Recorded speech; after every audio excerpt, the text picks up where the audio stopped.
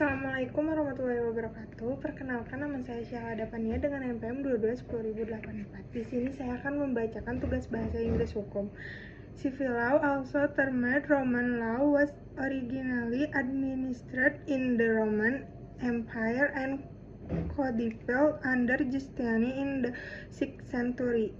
It include the law of person, the family, in the tenth, property, toil, unjust enderment, and contract, and remedies by which interests falling within their category are judicial protect.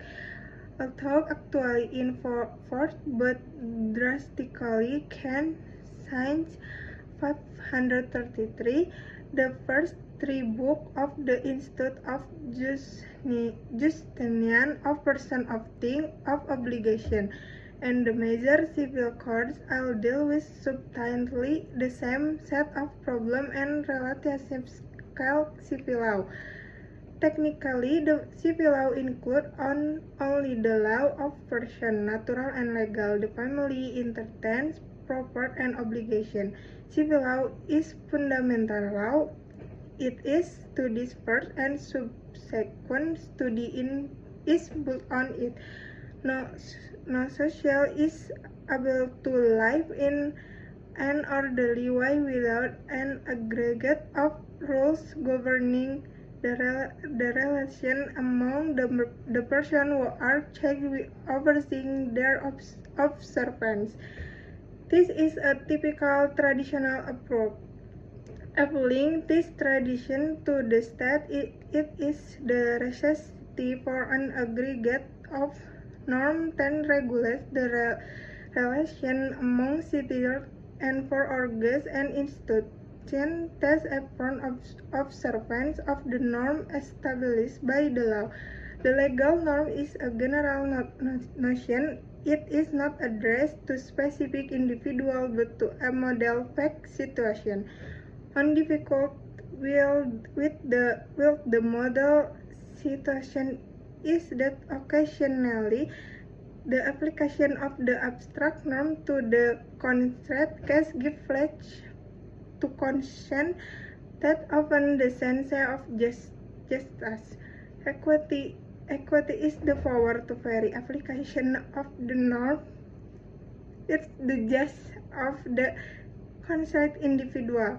The civil law tradition recognizes only statutes and by legislative power, administrative regulation, and custom a sort of law. There is no systematic hierarchical theory of sorts of law. Legislation, of course, in law book, so are other things, including judicial designs. The main division of law in the civil law tradition is into public law and private law. The distinction is fundamental, necessary, and evident. This distinction has a long history. It was actively employed during the process of codification and reform in the 19th century and become basic to the system reconstruction of the legal order. The codified civil law was the heart of private law, and the dominant concept of the code were has on right of property and contract in the code guaranteed individual right against intrusion by the state. The civil code were talk of a service, a constitutional function. And anyway, precisely of right law were incorporated in the code reserved trust validity now from their previous action, but from their infiltration and renamment in codified form. Terima kasih.